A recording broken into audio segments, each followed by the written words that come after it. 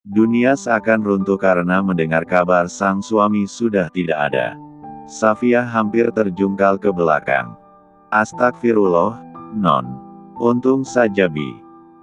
Sarah menahan wanita bercadar yang sedang mengandung benih CEO itu. Sesak disertai tangisan yang nyaring terdengar menggema di lorong rumah sakit. Non, kenapa? Bi, Mas Gil nggak mungkin meninggalkan aku kan? Lutut Safiyah goyah. Tiba-tiba dunia yang Safiyah lihat gelap karena masih belum bisa menerima keadaan itu. Ya Allah Non. Kenapa jadi seperti ini? Sarah meminta tolong pada orang-orang yang ada di sana. Bagaimana mungkin Safiyah tidak pingsan jika suami romantisnya dikabarkan pergi untuk selamanya? 1 jam kemudian, Safiyah terbangun di ranjang rumah sakit. Dia mual dengan aroma desinfektan. Bi, apa tadi aku mimpi? Safiyah masih yakin jika kabar kematian Gil hanyalah bunga tidur. Non, yang sabar ya. Jenazah Tuan Gil sudah dibawa pulang, tapi... Safiyah menepuk-nepuk dadanya. Tapi kenapa Bi? Tapi jenazah Tuan Gil hangus dan sudah tidak berbentuk lagi. Barang-barang Tuan Gil juga sudah diserahkan. Itu yang Bibi dengar dari orang rumah. Safiyah hampir pingsan lagi. Nggak mungkin Bi. Ini semua gak benar kan? Meski pahit menerima kabar kematian itu, Safiyah terpaksa harus pulang. Dia ingin melihat langsung jenazah sang suami untuk yang terakhir kali. Sepanjang perjalanan pulang, Safiyah terus terisak. Banyaknya kenangan manis yang Gil lakukan bersama dia, itu juga tak cukup untuk menghibur wanita itu. Bi, Mas Gil jahat. Safiyah memeluk wanita yang ada di sampingnya saat banyak orang sudah tiba di rumahnya. Kenapa dia harus ninggalin aku, Bi? Kenapa? Tangisan di rumah itu terdengar hingga keluar. Ada banyak orang yang menyayangi sosok CEO itu, sehingga merasakan kehilangan yang begitu dalam. Saat Safiyah keluar dari mobil, ibu mertuanya memeluk. Sayang, orang tua Gil sudah melakukan segalanya untuk mencari keberadaan sang anak. Bahkan mereka menyewa detektif swasta untuk menyelidiki apa yang sebenarnya terjadi. Hasilnya tetap saja Gil memang meninggal dengan cara normal. Kecelakaan mobil yang dimana penabrak juga meninggal dunia. Selama ini Gil memang tidak suka bercerita tentang kesusahan dan siapa saja musuhnya pada keluarga. Apalagi Safiyah. Sehingga semuanya masih kurang meyakinkan. Momi juga masih gak percaya Gil sudah pergi meninggalkan kita. Giara yang paling terpukul ditinggal anak bungsunya pergi. Seluruh anggota keluarga Gil juga terpukul luar biasa. Safiyah sudah tidak bisa berkata-kata lagi. Berjalan pun harus dipapah. Apalagi kondisinya sedang berbadan dua. Ya Allah Mas. Safiyah tak peduli dengan tubuh Gil yang gosong dan tak berbentuk lagi. Dia memeluk jenazah yang sudah dikafani itu. Wajah Gil sudah tak bisa dikenali lagi. Gosong. Safiyah juga ada mendengar suara ledakan besar saat menelepon Gil untuk terakhir kalinya.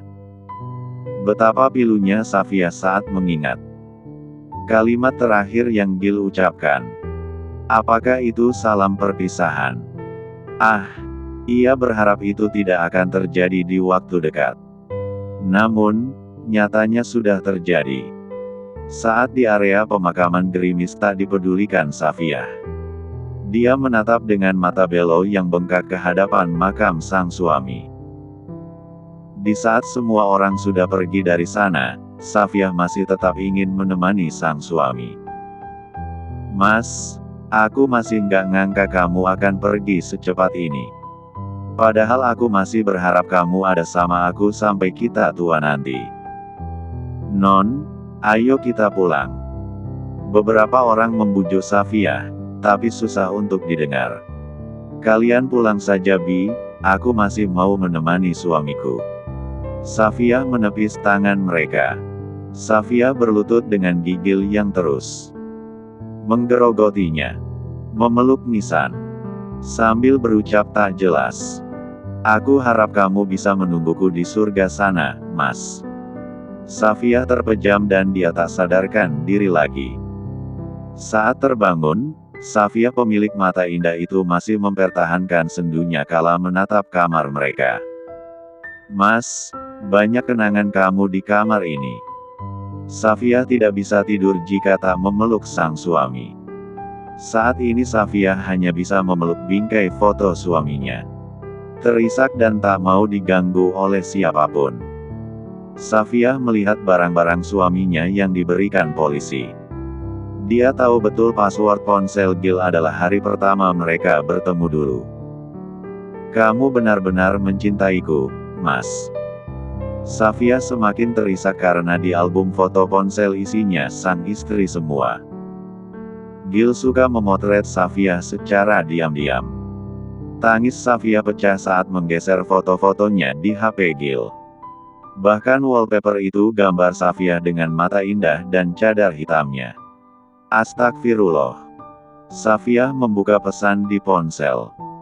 Dia menemukan hal yang disembunyikan oleh sang suami selama ini. Ternyata kamu selama ini diteror sama Gio. Safia terisak karena baru tahu sekarang. Safia memeluk bingkai foto sang suami. Dia terisak dan mencoba menguatkan diri. Aku akan berusaha untuk menjaga anak kita sebaik mungkin, Mas. Aku akan mencintaimu selamanya. Aku akan sangat menanti hari di mana aku bisa bertemu dengan kamu. Safia memejamkan mata. Dia tahu sesuatu yang berlebihan itu mendatangkan mudarat. Meski berat, kesedihan itu haruslah surut demi menjalani kehidupan dengan sisa waktu yang ada. 4 tahun kemudian. Haura, Bilal hati-hati nak mainnya. Safia menggelengkan kepala saat dua anak kembarnya bermain mengelilingi meja makan. Safia sempat melamun. Dia membayangkan jika ada sosok Gil yang membantunya dalam merawat anak-anak mereka. Gil pasti orang yang sangat bahagia saat tahu mereka punya anak kembar sepasang. Bilal punya fitur wajah seperti Gil, tampan. Haura juga mewarisi kecantikan Safia yang bak bidadari. Bunda. Haura menyadari sang ibu meneteskan air mata. Dia memeluk Safia. Maafin Haura ya bunda, Haura gak mau ikut nakal lagi. Itu tuh si Bilal ngajak main kejar-kejaran tadi. Bilal tipe anak yang hiperaktif. Dia masih berlari membawa pesawat mainan. Safia membungkuk. Makasih sayang. Hadirnya kalian yang membuat bunda kuat menjalani hidup. Bunda, kenapa ayah gak bisa pulang ke rumah sih? Kita kan mau lihat ayah secara langsung. Atau kita jemput saja ya bunda ayah dari surga. Safia memeluk anaknya. Sayang, sini. Dia memeluk Bilal juga. Kalian cukup jadi anak yang salih, salihah itu sudah membuat ayah kalian di surga bahagia. Haura menyeka air mata Safia yang berderai-derai. Bunda jangan nangis lagi ya. Bilal mengecup pipi bundanya. Iya, bunda jelek kalau nangis. Safia tersenyum melihat tingkah menggemaskan kedua anak itu.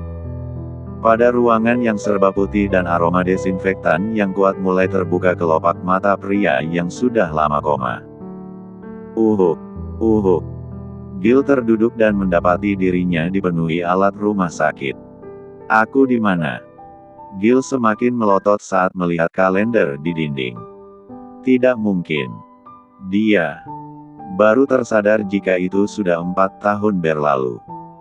Tiba-tiba ada suara pria dan seorang dokter yang berjalan ke arah ruangan itu. Gio. Gil yakin itu adalah pria yang sedang berseteru dengannya. Benak Gil mulai bertanya-tanya apa yang sebenarnya terjadi. Gil yakin sekali itu adalah suara Gio. Seingatnya terakhir kali ada mobil dari arah depan yang menabrak kendaraan. Tak mau ketahuan Gio jika dirinya sudah sadar, Gil kembali ke posisi semula. Berbaring dan memejamkan mata. "Bagaimana, Dok?" Suara berat Gio sangat terdengar jelas. "Kami juga belum bisa memastikan kapan dia akan bangun dari komanya. Sudah 4 tahun, Dok.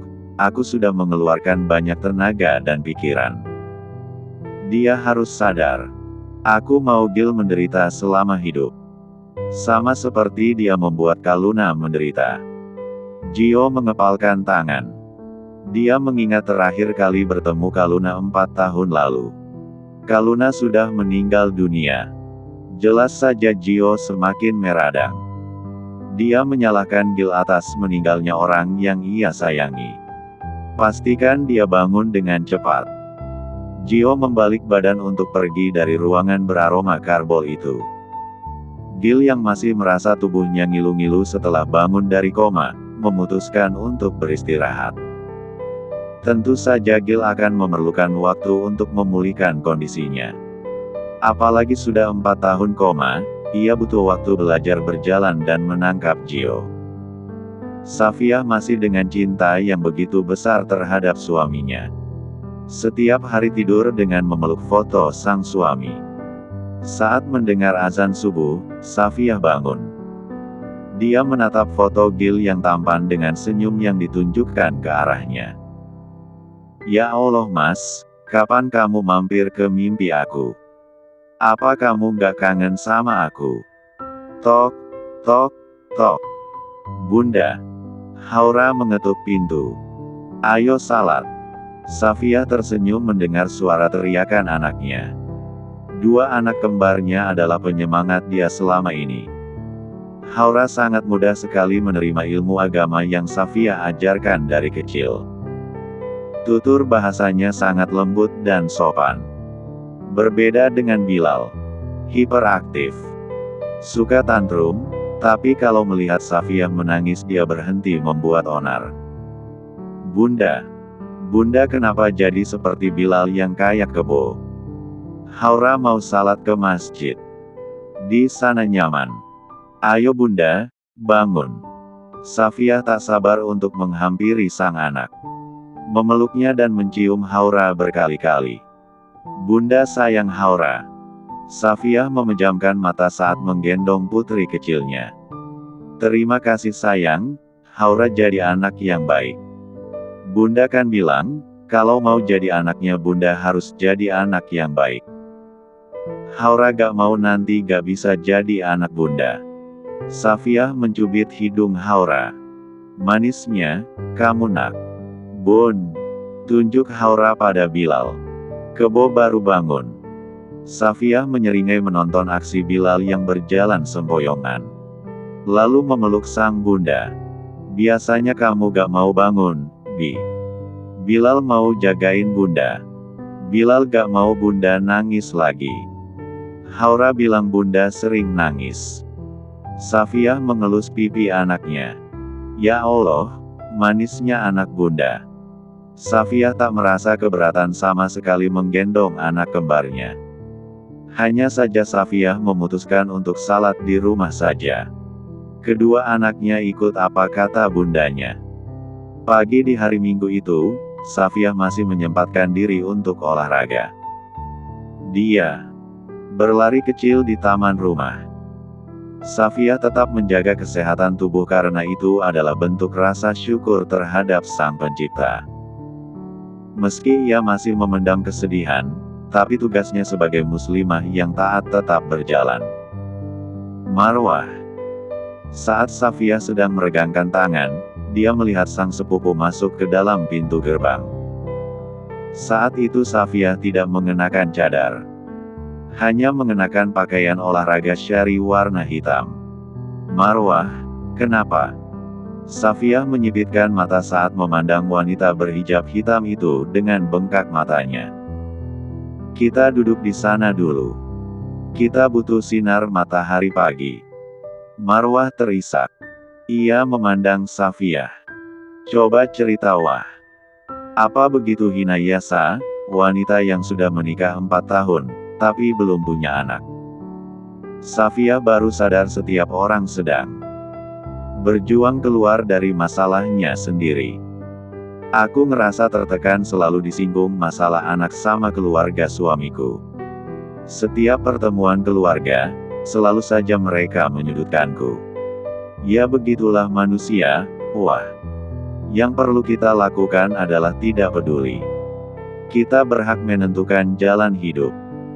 Jangan menggantungkan kebahagiaan dari pujian orang lain. Tangis Marwah surut.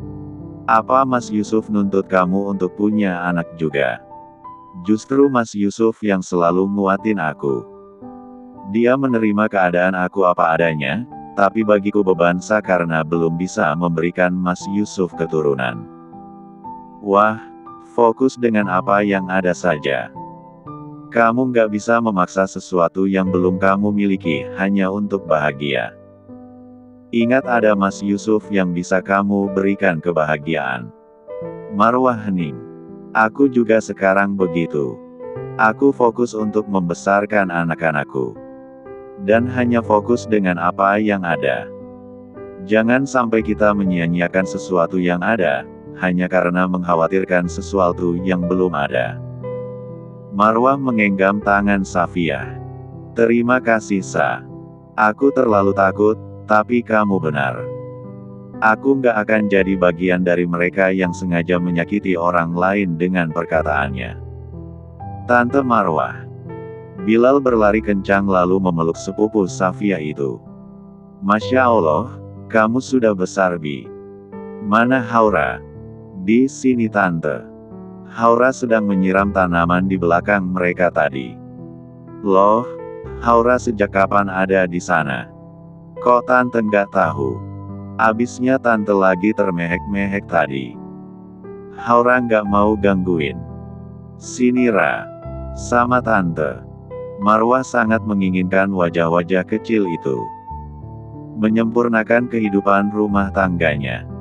Sayangnya Marwah masih harus berjuang untuk mendapatkan keturunan. Namun, dengan berkunjung ke rumah Safiyah, sedikit mengobati rasa rindunya. Anak-anak Safiyah suka dengan Marwah. Mereka duduk di pangkuannya. Sebaiknya kamu cari solusi sama Mas Yusuf Wah. Kalian jangan sampai salah komunikasi. Itu sangatlah penting. Aku kasihan ngeliat Mas Yusuf yang terlalu sibuk. Kalau aku ngajak dia ngomong masalah ini, aku takut dia banyak pikiran. Aku sama Mas Yusuf juga sudah melakukan banyak cara. Tiba-tiba ada penjaga rumah mendatangi mereka dengan membawa bunga baby bread. Bu, ini ada kiriman bunga. Itu. Safiyah mengambil buket bunga besar. Marwah tahu sejak dulu banyak kumbang yang ingin mendekat dengan janda kaya raya itu. Namun, Safiyah tak pernah goyah. Ini dari siapa lagi Sa? Nggak tahu juga sih. Safiyah melihat kartu yang terselip di bunga itu. Kaifan. Safiyah meletakkan bunga itu. Dia sudah menolak pria yang merupakan putra dari pemilik pondok teman ayahnya berkali-kali. Dia lagi. Aku sudah bilang sama dia, aku tidak akan menikah lagi. Cukup bagiku membesarkan anak-anakku. Marwah juga sangat tahu banyak kenangan indah yang Safiyah lalui bersama dengan Gil. Mana mungkin sosok Gil bisa digantikan oleh orang lain. Gil tidak ingin Gio tahu bahwa dirinya telah bangun dari koma selama 4 tahun. Dia akan memastikan untuk menangkap Gio agar tidak membahayakan keluarganya lagi. Aku harus pergi dari sini. Gil duduk dan menjuntakkan kakinya ke bawah berangkar. Namun, dia tak yakin bisa langsung berjalan. Ada tongkat di ujung sana. Dia bisa menggunakan itu untuk keluar dari rumah sakit itu di malam hari. Gil terjatuh dan mencabut seluruh alat rumah sakit di tubuh. Namun, kakinya masih sulit berdiri. Terpaksa ngesot. Kenapa suaraku aneh sekali? Sejak tadi baru bangun dari koma, Gil sudah merasa ada yang aneh dengan suaranya. Saat berhasil menggapai tongkat di ujung ruangan bertembok putih, Gil sekuat tenaga berdiri. ARGHHH. Gil terperanjat saat memandang cermin di dinding. Wajah siapa itu? Gil baru sadar jika Gio sudah mengubah wajah dan suaranya seperti orang lain. Sehingga tidak ada siapapun yang mengenalnya.